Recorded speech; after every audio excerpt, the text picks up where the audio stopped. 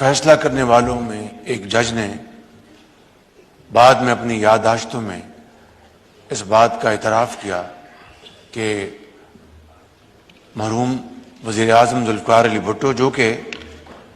1973 के आइन के बानियों में शामिल होते हैं, उनकी हुकूमत थी और 1973 का आइन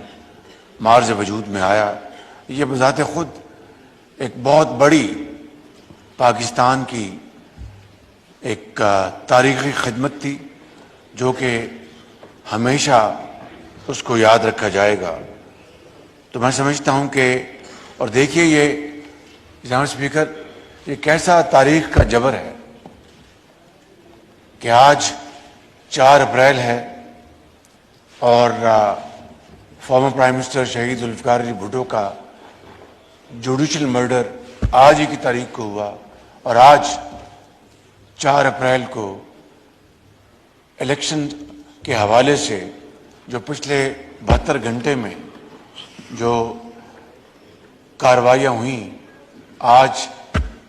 फिर एक मरतबा 4 तारीख को जनाब स्पीकर अदल और इंसाफ का कत्ल हुआ। मैं समझता हूँ कि इसकी जितनी भी मजम्मत की जाए कम है।